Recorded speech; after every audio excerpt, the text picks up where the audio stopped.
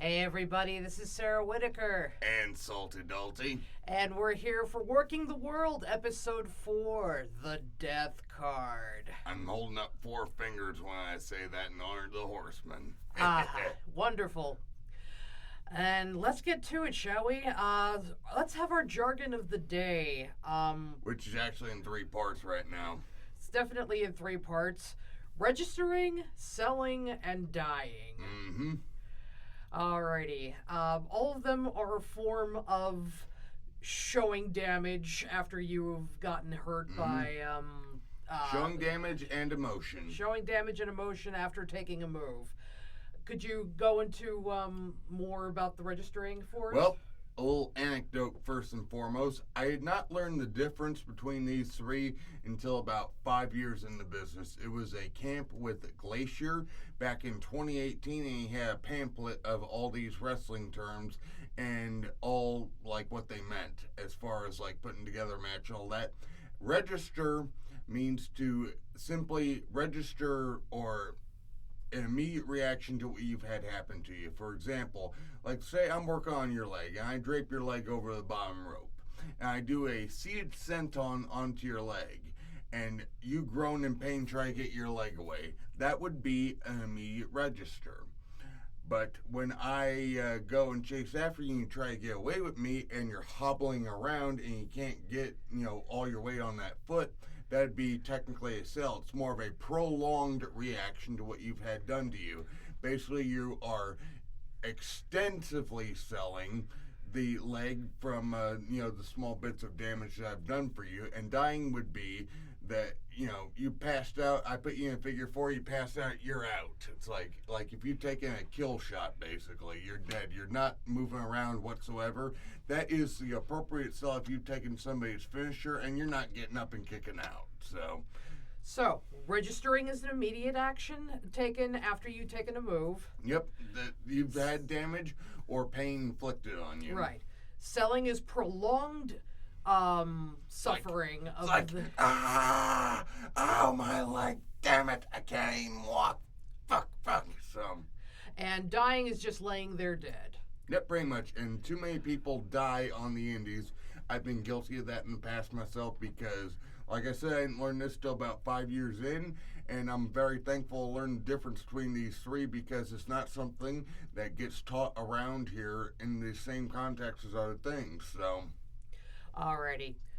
Well, that brings us to, using the death card. Like, for instance, it's using... Speaking of dying, of course. We're talking about times that death is used in order to put over a show. Mm-hmm. And we've been trying to figure out what have been the earliest uses of the death card in professional wrestling, and we've come up with 2. Mm-hmm. Was it Ox Baker or was it... It was Ox Baker who technically did it first, because what happened, I believe this was in the Georgia Territory in 1972, and Ox was working as a heel against the owner of the territory at the time. His name was Ray Gunkel, and his wife actually succeeded him at running the promotion, and Ann Gunkel was her name. But, basically, Ox threw a heart punch on him, and he beat Ray Gunkel 1, 2, 3 in the center of the ring. But Ray Gunkel, unfortunately, passed away later that night because he actually had a blood clot in one of his arteries somewhere, I believe, close to his heart. And he actually ended up passing away of a heart attack because of that blood clot that pretty much was, his cause of death in his autopsy report. But Ox Baker, after he, found out that he passed away, would actually use the fact that he beat him with a heart punch, like, I killed Ray Gunkel, my heart punch is deadly. So, that was pretty much the first known use of the death card in pro wrestling. All right. Shortly afterwards, though, it was Mad Dog Vachon that used the suicide card. Good old Mad Dog. I think it was 1973. 73 in the AWA. I think it was in Chicago, Illinois, at Kaminsky Stadium. Who was he facing that? Shoot, I can't remember. So, but anyway, the angle was if he lost, he was going to kill himself. And basically, it drew a whole big crowd, and like I think the Wikipedia said it was like 30,000 people showed Comiskey up. Park, yeah. Comiskey Park, and he won, of course. But there's like newspaper headlines, and it's like Mad Dog Vachon, avoids suicide and everything. And so I bet you there were a lot of people there who were disappointed that night, depending on whether you liked him or not. But he was a heel at times, so I could imagine it was like the old West when people were going to a public hanging. So. Well, now, here's the thing. Do you think people could get away with that sort of thing in this day and age, especially with cancel culture? Oh, hell no. Especially with cancel culture. You can't be doing that kind of crap. Right. And it means, like... Now, in the territory days when the business was kayfabe, you can get away with just about anything, so long as it didn't involve, anything sexual, pretty much. Well, I think the one thing that allows the death card to still be used is the supernatural hall pass, especially with The Undertaker. Yeah, Taker doomed us all on that one. Yeah. And that's why we love him. It's like, I think the first one where he quote-unquote died was in 94 when he got... Royal Rumble, yeah, with Yokozuna, and his urn got opened up by all those heels, and his mystical powers got, dissipated all over the arena, and the urn lost its power, and they all crushed him and threw him in the casket, and he ascended up to the heavens. Ascended up to the heavens, and... came back as a purple-gloved zombie. And, But then again, people, for that correlation, were actually coming up to him before even when he was with Brother Love, saying, it's like, is he really dead? It's like, do you hear that story that Bruce Pritchard told on one of Taker's documentaries, to where they actually ended up in the hood and he was still in his gear and makeup? Oh, I didn't hear about that one. Okay, here's what happened. Basically, it was 1990 or 90, very early in 91. It was wintertime. And they actually ended up in the hood somewhere at a gas station. They were out of gas, or they needed directions or were lost. I can't remember exactly what happened, but he asked one of the locals for directions. He's like, yeah, I'll give you directions after like $20 or something like that. And then Taker, when he heard that, he actually sat up and looked at the guy and was still in full gear. He's like, oh my, he looks like he's dead, or he killed somebody. Here's what you do. He wanted to get that guy out of there. He wanted to get Taker and Brother Love out of there. The F out of there. It's like, oh man, like, you don't even want to mess with Taker in this thing. He didn't even have to say a word. He just looked at the guy. So, but, people are even thinking he was dead, and then it's like, well, why not make it, official that he died, and then comes back as Zombie Taker. Zombie. Well, there was also a more recent use of the death card, especially because it's like TNA Impact has so many supernatural gimmicks in the women's division at that time. I mean, they had like Rosemary and Su Yung were the two main ones, but I mean, it's like they after Decay, yeah. After Decay, and then they had Sinister Minister. Right, and he was borderline supernatural before that even happened, because he always had like a weird, oddie, like borderline supernatural gimmicks that he managed, like well, obviously Abyss, but especially like Mortis and Glacier and stuff like that. Well, especially with all the supernatural gimmicks, they made this place called the Undead Realm, where all of Su Young's minions were. Rosemary can go in and out of it as much as she could, but and Su Yung even went in there, I believe, for a second after Jessica Havoc killed her, hung her.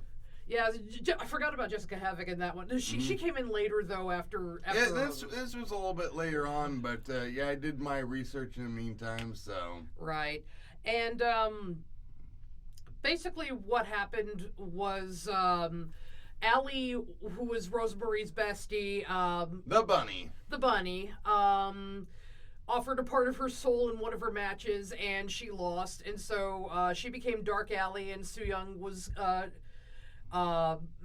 taking her around and part of her soul, because it's like her soul's in two places. Okay, sure. I was gonna say like right now I could cop or my soul for a ball of Jack Daniels, but never mind. Never mind. But after they all went to the undead realm, Su Young basically put on a Freddy glove and skewered Allie, essentially killing her because her contract was up and she was going to AEW, and so Bridezilla. Mm-hmm.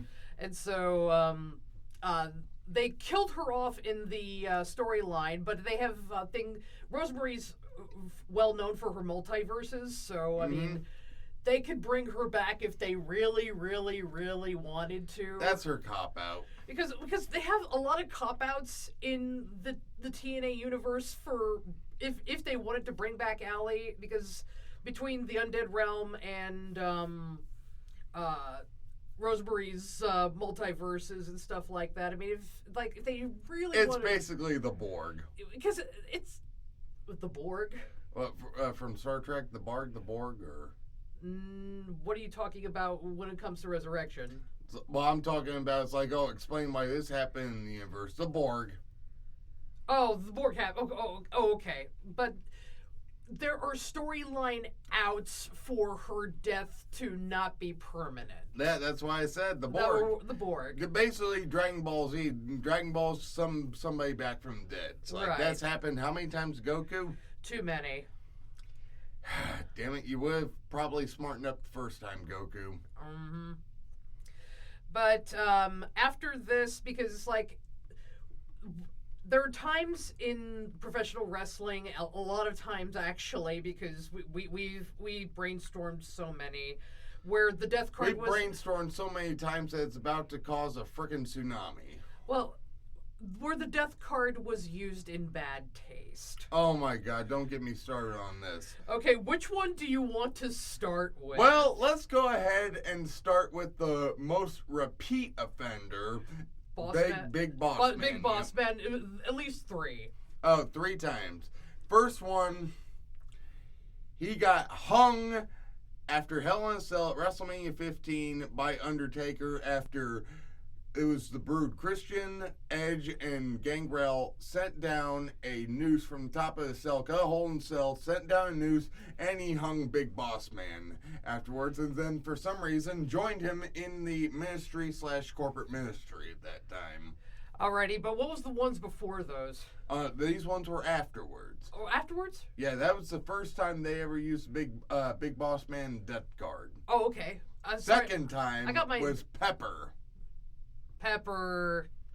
Oh, God, Pepper. Poor Pepper. Poor Pepper.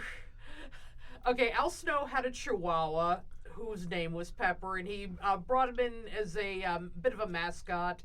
It was after Head. It was after Head, and the dog went missing, and he even put what was it? Wasn't it Flyers with Val Venus's actual phone number. Yeah, and people were calling like, yeah, I think I found Pepper. And he did that as a rib, but storyline-wise, Boss Man comes to console him and offers him a plate of, what was it? It was a hotel room with a silver platter of food. Like shredded meat, yeah. Shredded meat, and Al Snow starts eating it, and then Boss Man reveals that he killed Pepper and turned him into a dish. Yep, and then the payoff for that one was that they had a dog kennel match where it was Hell in a Cell outside of a steel cage. And they had legit dogs around there, so... Aww. To avenge Pepper's death and take a chunk out of Boss Man's ass. Alrighty. So the third one was... very shortly after that. Very shortly after that was the a month. Big Show and the Big Boss Man. Big Show's father passes away. In storyline, because his real father passed away in 1992 from cancer, and they asked Big Show, hey, would you be willing, in order to get some sympathy, because they wanted to turn him like babyface for like the second or third time there in a year span, believe it or not. Yeah, no kidding about switching back and forth over 30 times. 4 times in 1 year. But basically what happens is at the funeral, Boss Man takes... Well, let's go ahead and go into the lead up before then. Okay. because for weeks and weeks, Big Boss Man was antagonizing Big Show, saying it's like, I'm sorry to hear that your daddy finally's croaking. And did all of this sinister stuff, come out there making fun of his, dad's dying cancer. Then they make the announcement his dad died of cancer. And they go to the funeral. And if I be a son of a gun, the Big Boss Man pulls up in the Bluesmobile. The Bluesmobile. The beloved Bluesmobile that has given me joy since I was 4 years old, because the Blues Brothers is my favorite movie of all time. Pulls up in the Bluesmobile, hooks up a rope to the back bumper and a frickin' hook onto Big Show's father's casket, and starts hauling it away from the graveside service. And Big Show actually jumps on top of the casket trying to save his father's dignity. Remains. Yep. Yeah. But actually, they did that because they actually had to add some humor and levity to the situation, because those previous weeks on TV, Boss Man was getting legit death threats for making fun of Big Show's father's passing. People even thought it was a shooting then. Well, I mean, thus why it was in bad taste. Mm-hmm. So, repeat offender, Big Boss Man, but at least Big Show got the title about 3 days later. WWF title impromptu after Stone Cold got run over and nearly killed. In storyline, get his neck fused, and then Big Show wins the triple threat match between him and Rock and Triple H to win the WWF title the first time for the vindication for his father's death. Let's go to the biggest one. I dare say this is the biggest one that a lot of people who are fans of wrestling would know. Katie Vick. You're giving me PTSD right now, Hank. I know. It's horrible, but because I actually had to go through that. I was watching this angle and rooting for Kane to get vindication at 8 years old. My little innocent Christian. Well, there was nothing innocent about Katie Vick. For those of you who don't know about Katie Vick, it was Kane versus Triple H. Mm-hmm. And Triple H was bringing up a story that one of Kane's old girlfriends died. Lady friends died in a car wreck. Yep. And Kane had his side to the story, and Triple H had his side to the story. And Kane's side of the story was that Kay got too drunk at a party, that he was accompanying to her and being a chaperone. I assume that would be in Paul Bearer's basement because, storyline continuity. Kane was trapped in Paul Bearer's basement, raised by him, and fed all kinds of, horrible food, and was told, oh, Undertaker doesn't give a shit about you, blah, blah, blah, blah, and wants revenge. Well, I guess Kane must have been sneaking out to go get drunk during that time and met this girl named Katie Vick with his face all deformed. Well, he said I remember him saying that it was at the start of his wrestling career, so he was probably being let out at that time. Maybe a little bit. But I mean, continuity. WWE, get it right. Well, we'll talk about continuity in professional wrestling in another episode. How's that sound? Yeah, something that doesn't exist anymore. But anyway, that was Kane's side of the story. Then Triple H. Well, he drove her home, and they ended up swerving a deer, and they crashed, I believe, into a tree, and she got killed. Right. Triple H says that he tried to have his way with her and sexually assault her, and then murdered her.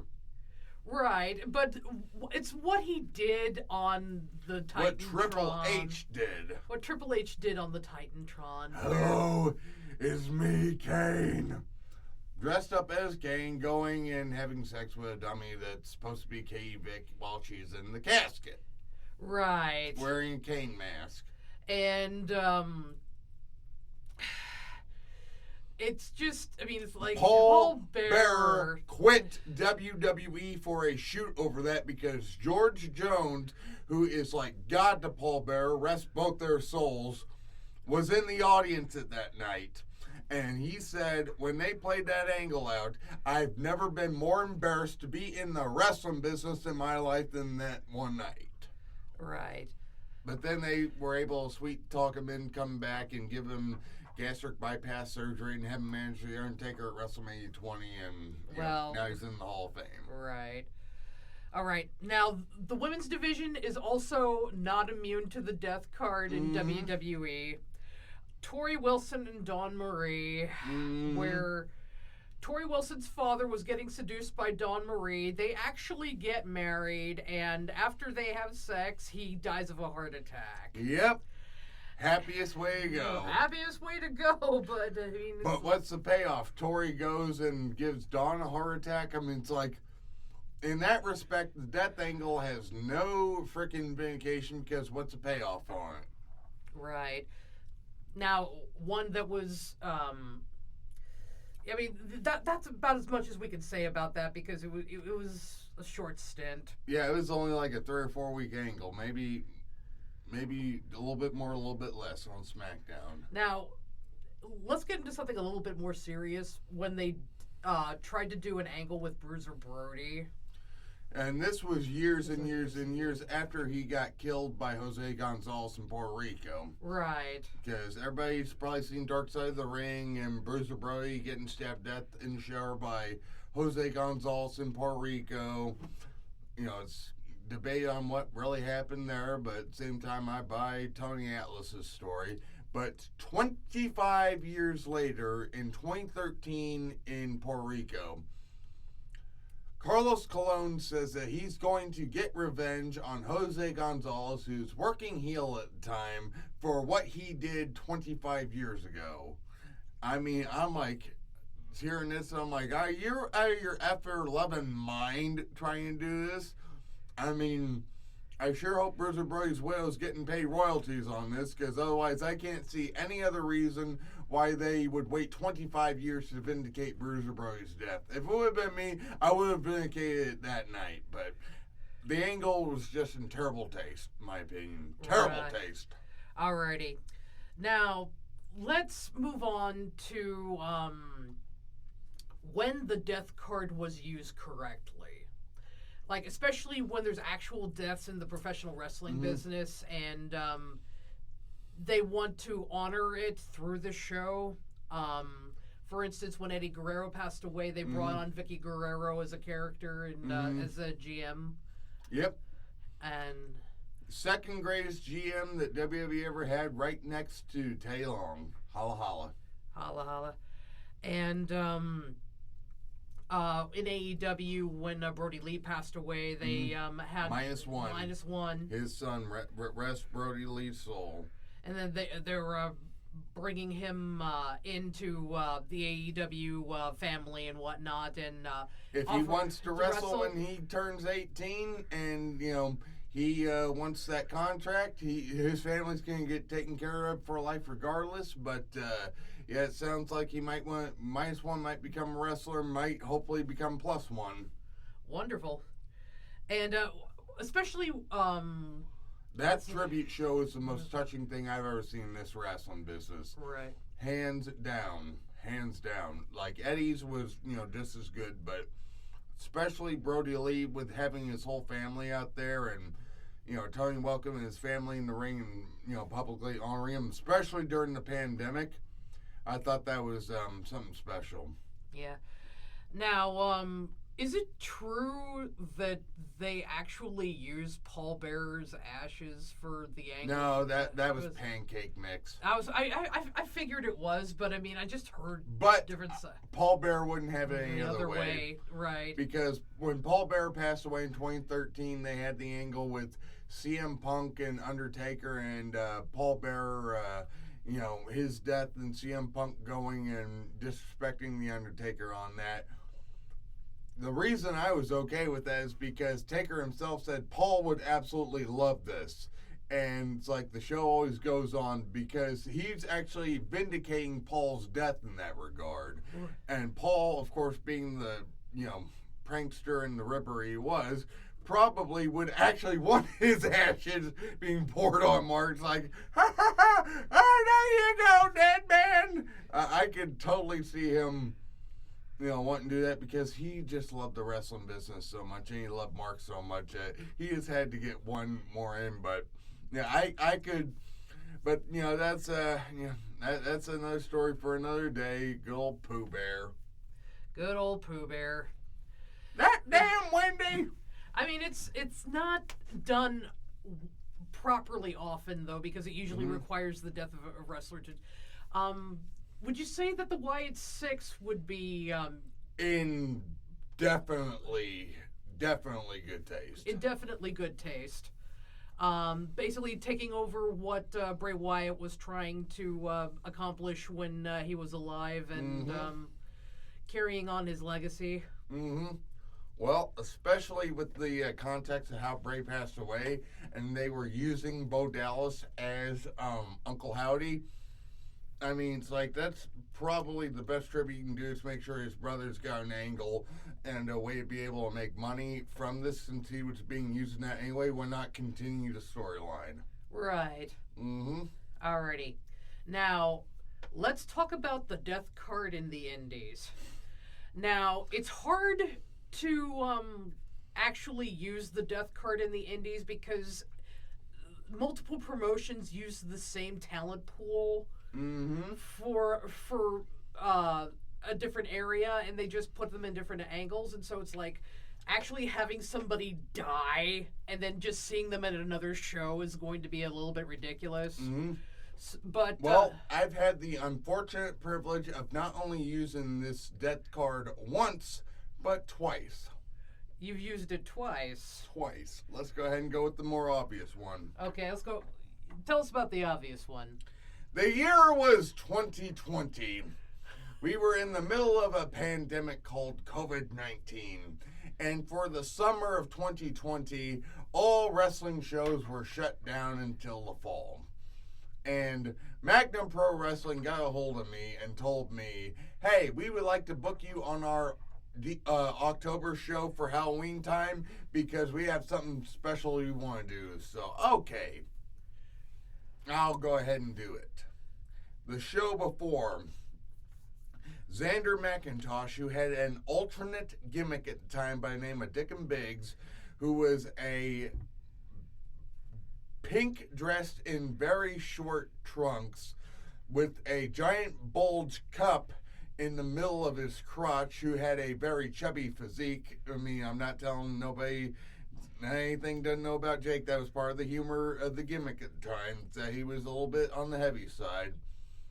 Goes and gets killed the previous show in a tag match by Duke Cornell and the Carver, and Duke Cornell slices his carotid artery and kills him in the middle of the ring at Magnum the show before, and he gets suspended for one show for murder. Suspended for one show for murder.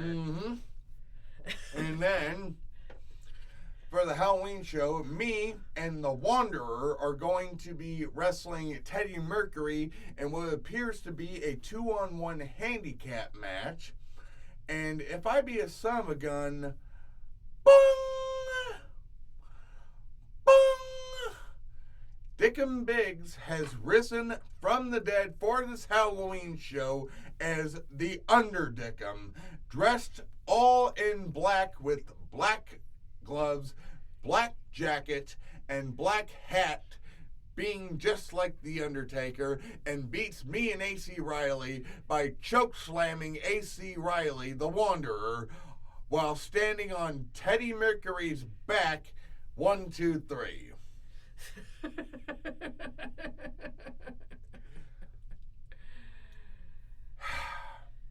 Need I say anything more? I mean, it was done. It was done. It got a pop, but it was only good for a one-off. Right. And then he went back to being Dickum Biggs the next show, and I actually wrestled him a time or two after that and beat him on Patreon, so. Now, what's the second instance that you were talking about? Well, since old Salty Dalty figured out that the worst you can do for murder is get suspended one show on the indies, I ended up in a feud with Donnie Pepper Cricket and Jeff Lawrence in Liberty Wrestling Entertainment, that good old wrestling company that hopefully might come back someday. One of these days we will. One of these days. We will. But anyway, I end up in a dog collar match with a mystery opponent for breaking into Jeff Lawrence's home, that little prick that won't take his ass whooping like a man and end up getting stabbed in the leg, and I want revenge for that. So I issue a challenge for a dog collar death match, and Jeff Lawrence puts me in with a mystery opponent.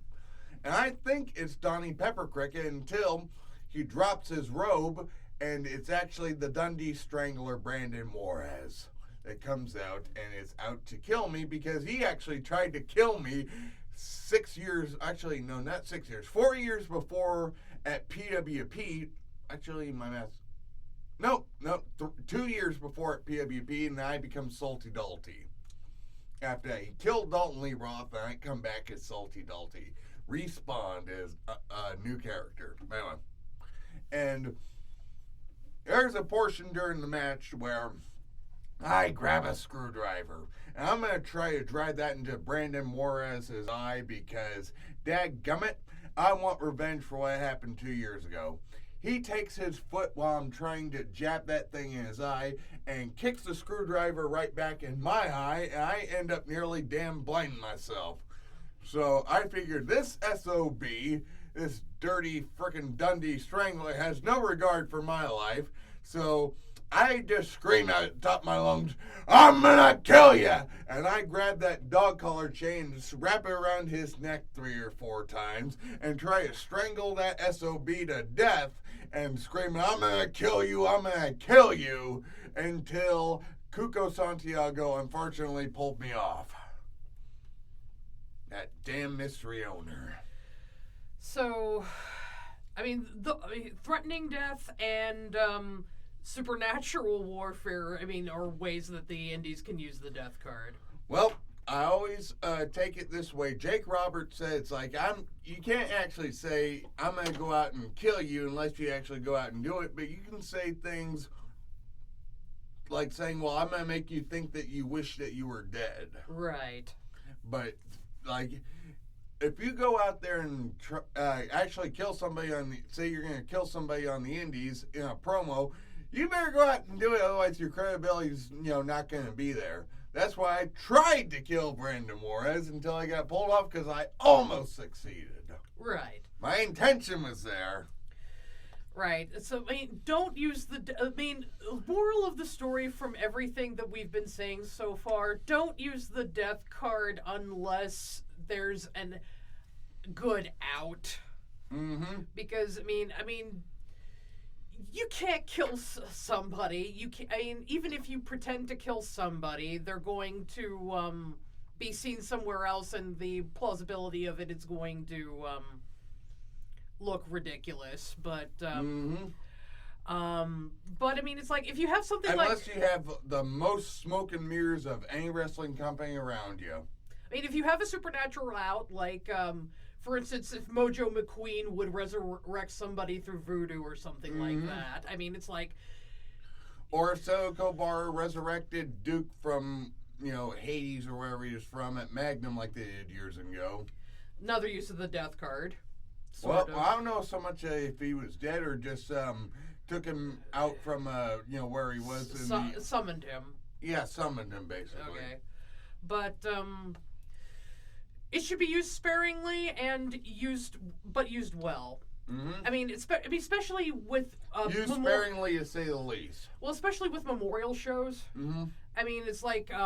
But that's used in a way to honor the wrestler's memory. Right. Yeah. It's used to honor the wrestler's Not to memory. Actually try and make money off their death.